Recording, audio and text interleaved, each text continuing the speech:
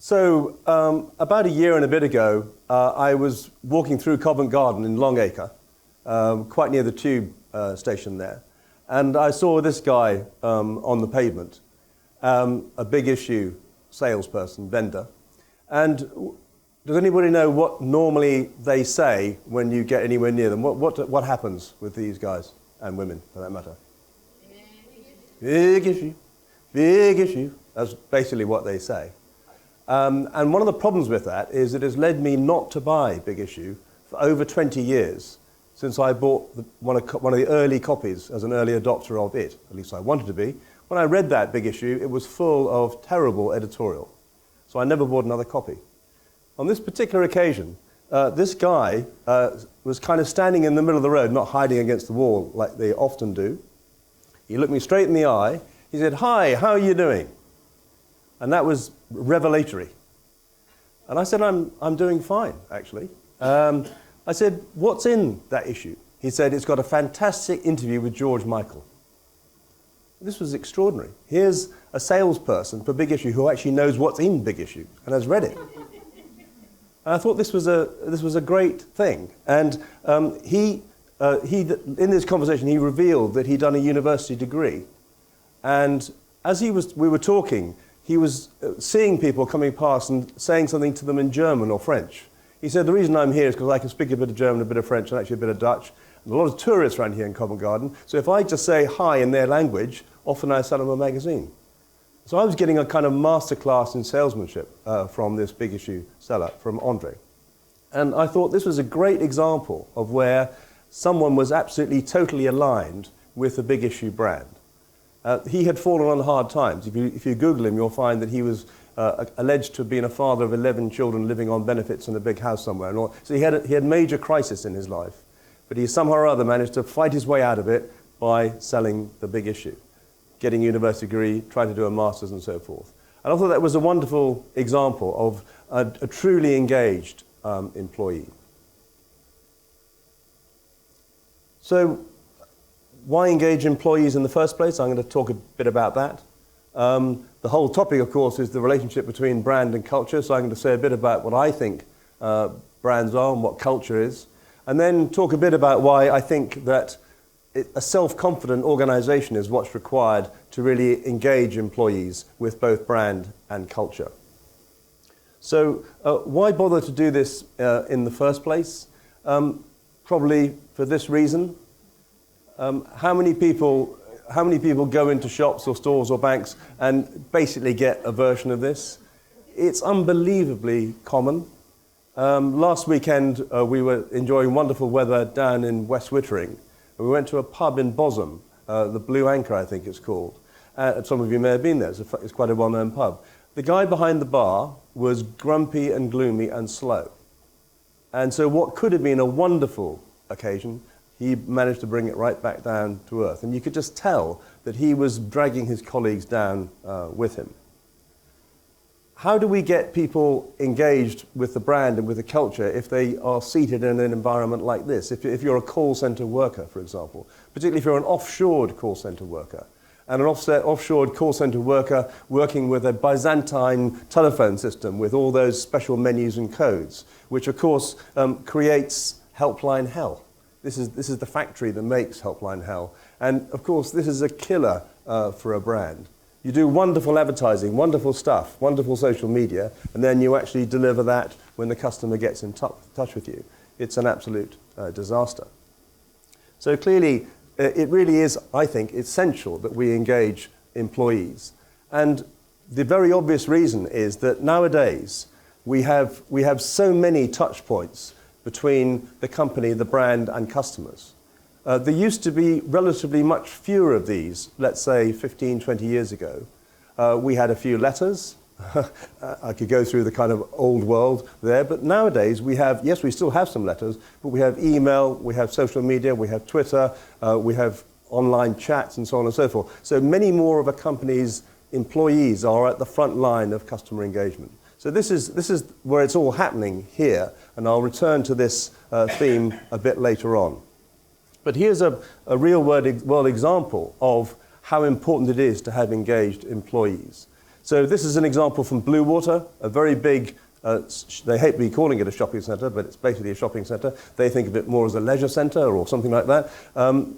27 million visitors a year to Blue Water in Kent. So there's the Blue Water team, and here's the guests, and here's all those moments of truth in the middle. And they got some data from a company called SMG, and it shows that staff friendliness was the single most important factor in loyalty to Blue Water. Over and above, you can see that, over and above the range of brands and car parking. And actually, helpfulness of staff comes in there at number 4. So this is not just a nice to have, this is fundamental to a business like Blue Water and many, many others. In considering how you deliver that experience, how you get that loyalty going, one of the things I believe pretty strongly is that you need to hire radiators.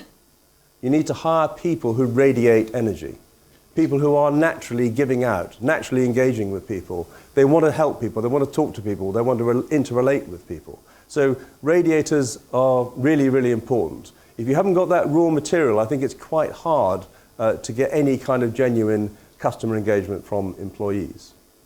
By the same token, I think you should avoid hiring drains. These are people who suck the energy out of their colleagues.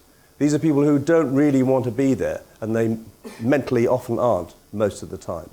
I'm not saying you can't try and train people who happen to be drains into being a bit more like radiators, but I suspect that most of the time they revert to type, particularly when the going gets tough. So I think the raw material, I know that there are some people in the room who are in this area of recruitment and HR and so on. I don't know whether you'd agree with me, this is probably rather a black and white view of the world, but from my experience, it's very, very tough to get these guys to do what you want them to do. So I can say a bit now about what I understand a brand to be with some help from some other eminent people. First of all, brands aren't rigid. I think Dale's already referred to them as being virtual in a way. Right back to the beginning of branding, when the rancher was sticking his mark on his cattle, I own this brand, this is my cow. That's a very straightforward, very practical way of badging something. I own this thing. But even in those days, very quickly a reputation will accrue around that particular brand. The quality of the meat, for example. So whether he might have intended it just for it to be a simple identifier, it becomes a carrier of reputation. And one of the most eminent people in our business, Jeremy Bullmore, came up with this idea in a talk he did for the British Brands Group way back in 2001, and it stuck with me, a bit like Dale. Some of these things just stick with in your mind. He described brands being a bit like birds' nests, created out of the scraps and twigs of personal experience. So each of us is building our own particular bird's nest of a brand, and of course in that experience we have things like advertising, we have product experience, service experience, we have packaging and so forth, we have advertising. We also have, of course, the interaction with representatives of this brand. That's all going into forming the particular bird's nest. The implication of that is that each of us has a slightly different version of a given brand. Of something like Apple, we've all got our own particular version of Apple in our heads. And the corollary of that is that if the brand is existing in our heads, in Dale's brain, what it means is that the brand isn't necessarily owned entirely by the brand owner. It's actually owned by people. It's owned by employees. It exists in people's minds. Another way of putting this is that a brand is a promise, and it's a promise that exists in the customer's mind. So it is an intangible, virtual kind of a thing. And clearly, getting that promise delivered in real life is really quite difficult, and very often employees are absolutely crucial in achieving that. They're crucial in conveying that promise and then in keeping it. So the question is, what kind of a promise do people want nowadays? And I think it's fair to say that there are different values of brands that people require, and there has been, I think, a bit of an evolution in this series, so that physiological needs and safety needs, if you like, the rational, functional attributes, belongingness and esteem, which is the kind of emotional and psychological areas, and then right the way to the top, self-actualization. So that's what's happened. And I think as human society, particularly westernized society, has evolved and developed, people's needs of brands have reflected this. So there's an increasing concern about brands with, if you like, higher order benefits. My co-author Marjorie Thompson has recently produced a book called New Brand Spirit with Christian Conrad, and in that they cite some research from Marks and Spencer which looks at how many people are interested in things like sustainability, environmentalism and those kinds of things. And the data shows that only about 10% are really committed to those things, but there's another 35% who are pretty interested. So you've got 40–45% of the total population who are expressing an interest in what I would describe as something up there in the self-actualization area. So it's becoming really quite a powerful thing. The implication of that is that a brand needs to have elements of all three of these types of values. And clearly there are some brands which tend to specialize in one or other area. So in the rational functional dimension, you might have household cleaners, things like that. Emotional and psychological feelings might be engendered for fashion brands, leisure brands, and that kind of thing. And up at the ethical end, you might have a brand like Tom's with a buy one, give one away for eyewear and shoes. So brands need to find their center of gravity within those kinds of dimensions. This is a way of looking at that, how you construct a brand promise. First of all, you've got to create it in the first place. And as I've said, you need to consider what rational or functional benefits does it have, which emotional and psychological ones, and which ethical or other higher order benefits should it have. So that's how the brand promise is going to be constructed. We then have to convey it, and typically in the rational area you're doing product or service demonstrations. Typically in the emotional area you're creating some kind of user imagery created by tone and style.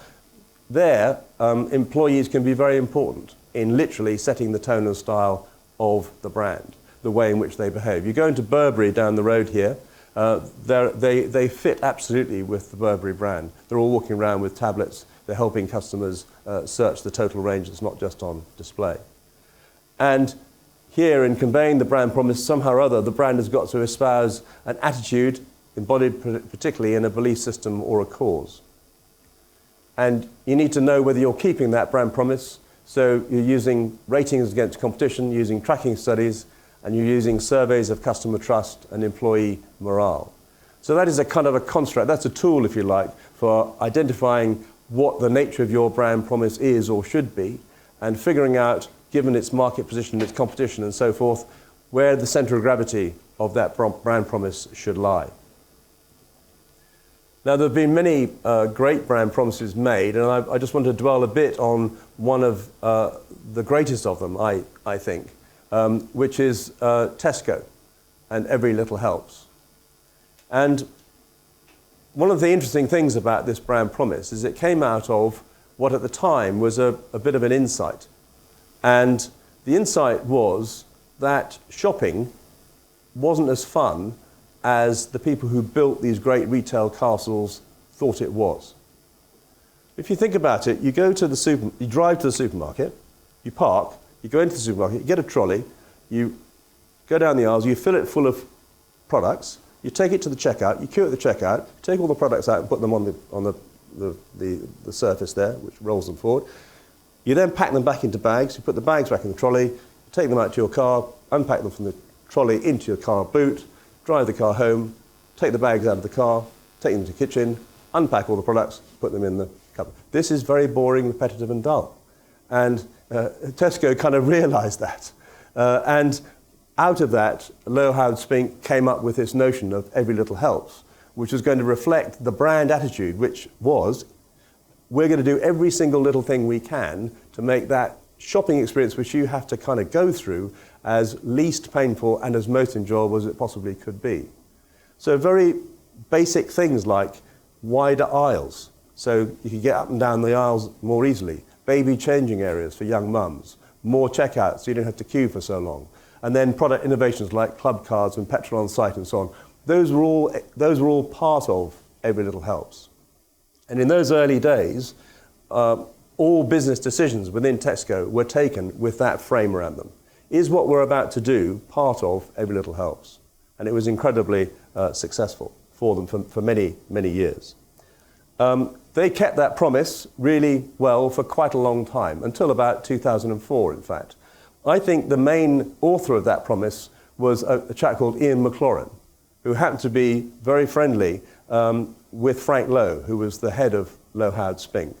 And under their auspices came the Every Little Helps campaign in about 1990. Started with Dudley Moore going looking for chickens in France, if some of you may remember.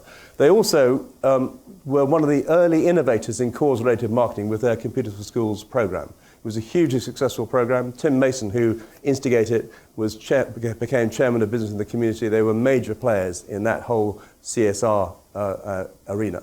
The Dotty campaign itself, which I think was the best expression of their brand in advertising, featuring Prunella Scales, Jane Horrocks as the put-upon daughter, and John Gordon Sinclair as the hapless husband. There was a glorious run of advertising around this time. Terry Leahy became chief executive in 1997. He'd been part of this team, of course. But somehow or other, a decision was taken to stop that advertising campaign. And Tesco basically took a slight shift of direction. And they started investing more time and effort in keeping the city happy, in generating earnings per share, and disinvesting effectively in the Tesco brand. Many other things as well. I don't want to link it superficially just to investing in their brand, but it was a symptom, I think, of a deeper malaise. So basically, they then started breaking their promise. They started leaning over heavily on their suppliers, taking so many costs out of the food chain that it ended up with the horse meat scandal. The accounting scandal, which broke just around the time that Dave Lewis became chief executive, was horrendously damaging for them. They're still suffering the repercussions of that. And so it's extraordinary that it lost 53% of its market cap, £14 billion, in an enormously quick period of time. So if anyone ever says that all this brand culture stuff doesn't count, this is a very hard example of showing that it really does count. You break that promise and you get this kind of damage. Now, the new chief executive, the man from Unilever, Dave Lewis, is now on a mission. He's in search of Tesco's DNA. We need to go back and find out what it was in its DNA that made the Tesco brand successful in the first place. I can see why he's saying that, but on the other hand, I think it's a really dumb thing to say, because we know what it is. It's Every Little Helps. And unfortunately, I suspect that they're going to come up with something else, which won't be as good, and they will lose that enormous brand heritage they've invested millions and millions of pounds in, which all their employees, all their staff, all understand deeply. And they'll go off and do something else, and he probably won't find the DNA that he thinks he's going to. What is culture? Culture is the way we do things around here. Dale's already shown that on his slide earlier. I think that's a reasonable summary of what it is. But I think at the heart of culture is the brand story. And that's why the brand and culture are very closely aligned.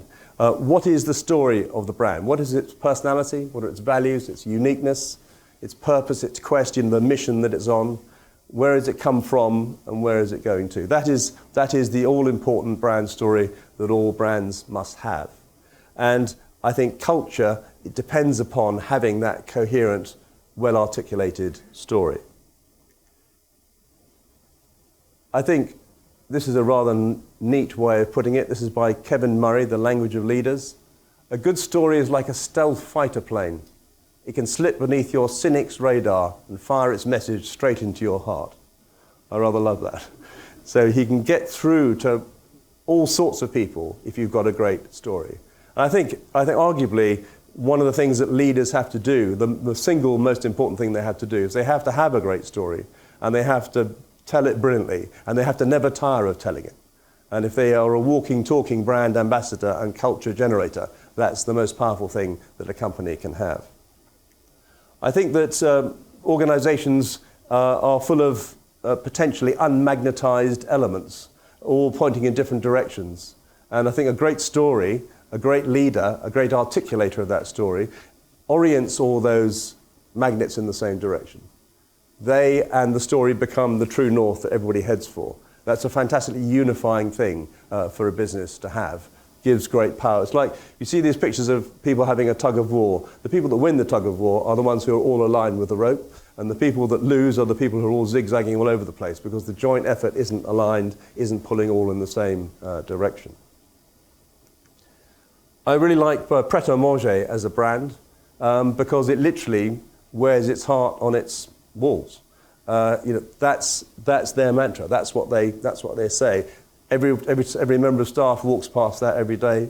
Every customer sees that. I think it's a really powerful statement of what they're about. This is a window poster advertising for members of staff.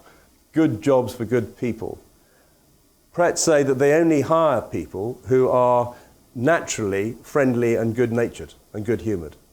I suppose they only hire radiators. That's what they do. And that's a very important part of their story and the way they deliver it. Everywhere you look in Pret, they're trying to take the opportunity of telling their brand story. So here's a napkin, and here's their packaging. Made today, gone today. No sell-by dates on the packaging because if it isn't sold in a day, it isn't sold, it's given to charity. Very impressive. And what that does is, what that adds up to is this thing that they call this the Pret buzz. And I think any of you who are Pret customers will recognize this. Bizarrely, for a retailer, these guys actually want to serve you. They're looking for you, and they say, come on, let me serve you. I absolutely love that. They have three key things they say. We want passion, we want clear talking, and we want team working. Those three things are drilled into the training course that they all go through. I think it's a really impressive operation. Another operation that I think is also brilliant in this way is John Lewis. This is on the wall of their shop, one of their shops. Whenever you come into one of our shops, you'll be served by an owner. We're all partners in John Lewis, so we make sure you get the best value, service, quality, and choice of products every time. After all, it's our business. And I think that's such a compelling thing. I think in many ways, John Lewis Partnership is one of the strongest blends of brand and culture, where the total business system binds everybody in the way and delivers that. And it is, as you may know, it's enshrined in their original constitution, and that book is still around somewhere. One of the other things that it says in that book is that the highest paid person can only be paid 75 times as much as the lowest paid person. Now, 75 sounds a lot, but if you take the minimum wage and then multiply it by 75, you get a remuneration of the order of 1.2 million. And I think what that means for John Lewis Partnership and the partners within it is that there's a sense of fairness in that. There isn't an enormous, an obscene fat cat gap between them and the people at the top. Dave Lewis was paid £4 million to sign on to Tesco. He's getting paid £1.25 million a year as a basic, and he has stock options which could deliver him in excess of £3 million over 3 years. I think that's tough for people at the shop floor in Tesco to feel fair about. And that's why I think John Lewis Partnership is such a strong proposition. One of the things about stories and brand stories and culture is that you have to have one, and the lack of narrative means often a lack of direction. Rather nice statement from Karen Moning. Silence isn't golden, it's deadly. It's a vacuum that fills up with ghosts. I don't know if any of you have ever worked in a company which has been in a state of crisis. I certainly have. And what happens in that crisis is very often the leadership retreats into its office and shuts the door. And meanwhile, the people on the street, the employees, are gossiping with each other like crazy, speculating about what's going to happen, what's really going on, what might come about around the corner. And very often, the rumour mill and the gossip and the rumour and the stories that it creates are worse than the actual truth of the matter.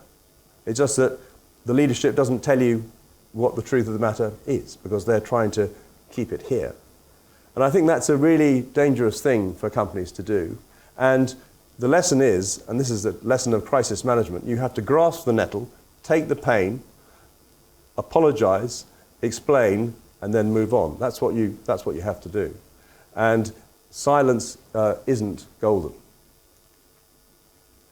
I think another thing that is we have to deal with these days is that we are in an era of transparency where it's extremely hard to keep a secret. And in fact, if you think about it, the secret keeps you. Sooner or later, possibly through a whistleblower or other means, the truth will out. And I think that leaves the leadership of a company in a very weak position if something that they've denied turns out to be true. So much better to own the issue right from the start. And I think companies need to get into that mindset of being open with their employees, taking their employees into their confidence, telling them what's going on. Here's a brilliant way of doing this. This is Angela Arendt's when she was chief executive of Burberry. She employed an organization called Salesforce to create a kind of social business network which enabled anyone anywhere to access the Burberry brand at any time. And I think this is a really impressive thing. She used to hold a weekly video conference with Christopher Bailey, the creative director, which anyone could listen into within the company and understand what was happening at the time. So this is a way of dramatizing the brand story. This is a way of engaging employees in a very meaningful way. Very sadly, I don't think they're doing this any longer. She left to go and be head of retail at Apple, and as far as I understand it, they're no longer continuing with this program, which I think is a great shame. This is why eponymous brands, now I know that it's not called Branson, it's called Virgin, but I think he's so inextricably connected to Virgin that it's near an eponymous brand. Certainly it's as near as Dyson or Cath Kidston or Elle Macpherson. So what you have in these cases is you have a walking, talking brand ambassador who is literally telling the story every day, all day. And I think Branson has his critics, but I think he's done a brilliant job of continuously coming up with David and Goliath challenges which support the basic brand proposition. Not always with him as the hero, but very often. And I think that's what has made Virgin such an exciting and dynamic business or series of businesses to work for. And these foundation myths, these stories of the owners, the founders, these are all part of the heritage of the brand that should be part of the brand story. This is a neat idea. This comes from Guy Parker, who's Chief Executive of the Advertising Standards Authority. So he does these 10 at 10s.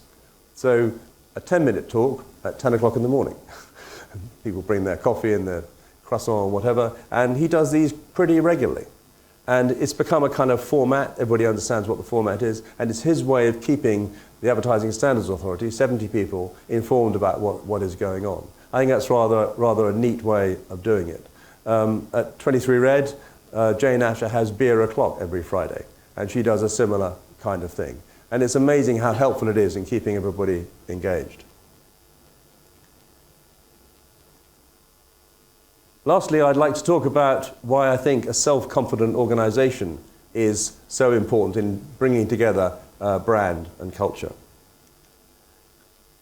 I think it's true to say that command and control is less and less effective.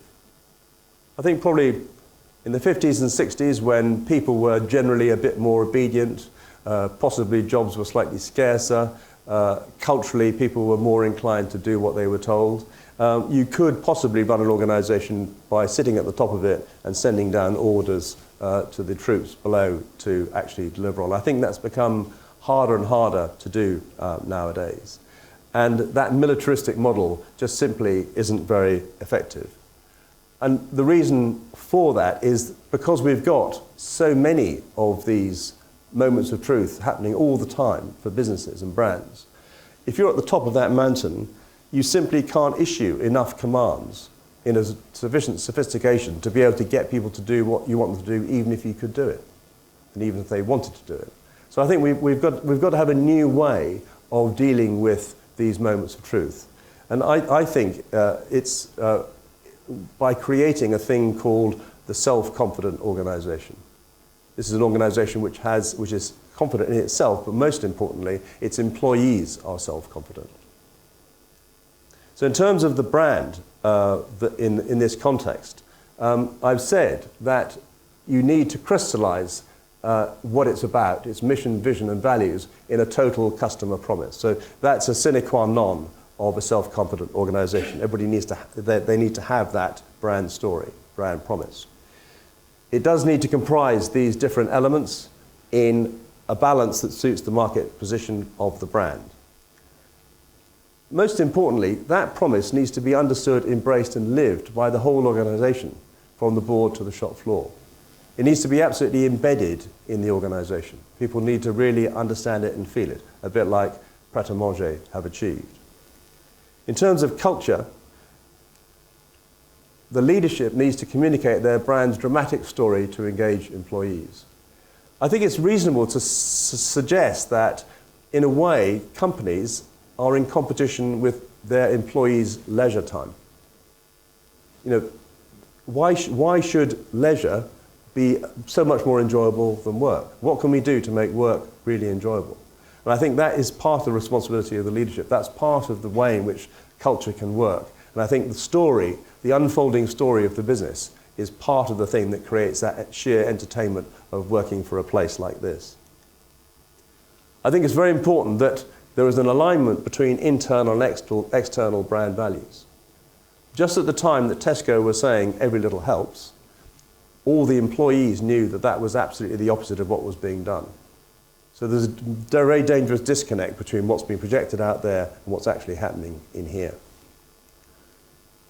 I think that means employing people who can naturally share in the mission, vision, and values of the brand. A bit like Pret, they employ people who are likely to fit with what Pret do. And I think the corollary of that, the implication of that, is you should be recruiting on attitudes and values as well as skills.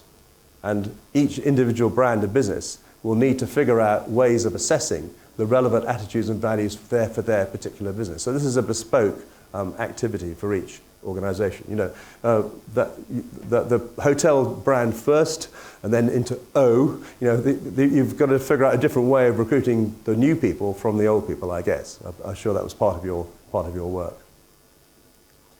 In terms of engagement, we need to make sure that the staff are fluent in the brand story. That's why advertising can be very helpful, because advertising can create a language, can create mnemonic devices, can create slogans and catchphrases and mysterious things called memes, which can be passed along from one person to another. So great advertising can be a very important part of the engagement of employees. If you've got a gesture, which, like I love the Asda, you know, that pocket pat thing, and that's such a powerful symbol of value. And it's a shame that Asda don't use it anymore like what they used to. They also, I think, need to be given defined powers of decision-making. I think some of the most successful brand experiences I've had are where the brand ambassador, the person at the end of the phone, the person in the shop, makes a discretionary decision which is in my favour. That does a lot for me. I'm sure it does a lot for you too. So you have to create an organisational culture where that is possible and where the parameters are clearly defined. If you do all of that, then I think you get people who are self-confident. If they're embroiled in this unfolding brand drama, and if they feel confident to ad-lib. So you've got the notion of the script, the narrative going on, and the ability of employees to actually put their own spin on it. And if they ad-lib on the brand script, that enables them to deliver outstanding customer service. A customer service which is highly personalised to them and therefore is much more genuine as far as it's received by the customer. I'd like to talk a bit about engagement and its power, and I'd like to do a thought experiment on you. If I say mobile phone shop, or shoe shop, or bank, or restaurant, my hypothesis is that as I say those different words, or couples of words, into your head pops immediately a notion of what good service would be in each of those contexts. Human beings seem to have an incredible ability to do that. I hope it worked for you. Always seems to work for me. Then almost as soon as you've got that construct in your head of what good service in a mobile phone shop would actually be like, immediately your brain tells you that that is unlikely. And at best, you might get 80% of what you thought good service might be. So the point of this is that if employees are given the information as to what counts as good service in their particular market, for their particular business, their particular brand, and if they understand why the expectations are less than 100 and where the areas of weakness are, and if they're empowered to address those areas of weakness, and if they just simply know about them, I think there's a much greater chance that they will then deliver and manage people's expectations and over-deliver against good service. So that's how you get a great customer experience. That's how you get the customer delight that we keep hearing about. That's how you can achieve that with that kind of a model with empowered, self-confident employees. So just drawing to a close here, why engage employees? I think it simply makes for better business, a better, more successful, more profitable business, like, for example, the John Lewis Partnership. What is a brand? A brand is a promise which has to be created, conveyed, and kept. What is a culture? I think it's a natural fit between the staff and the brand story, living in a narrative which is completely engrossing. And what's a self-confident organization? It's one where staff are aligned and able to ad-lib, express themselves around the narrative that's been delivered by the leadership.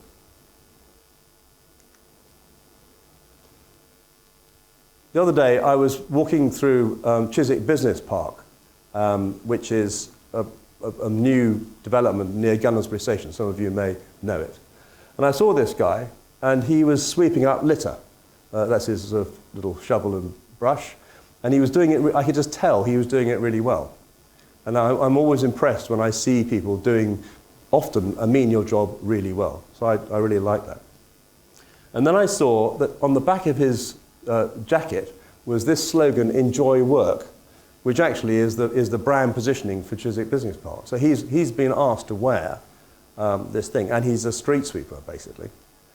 So I thought, that's very interesting. And I approached him and I said, would you mind terribly if I took your photograph? Frankly, expecting him to be really grumpy about it because he hated wearing this jacket that says "Enjoy work" and I'm sweeping the street. He couldn't have been nicer. He was happy, he was friendly, you can see sort of posing away quite happily there. And I thought, that is a fantastic testament to whoever it is that's running Chiswick Business Park. They have somehow or other managed to encapsulate what their proposition is in Enjoy Work, and even the lowliest employee seems to be buying into that. And as it happens, they're expanding, they're adding more buildings, and they're doing rather well. So I rather love that. So it's a bit of a bookend for Andre, the big issue seller. And here's, I think this guy was Stefan, he was Polish, the Enjoy Work guy. Thank you very much.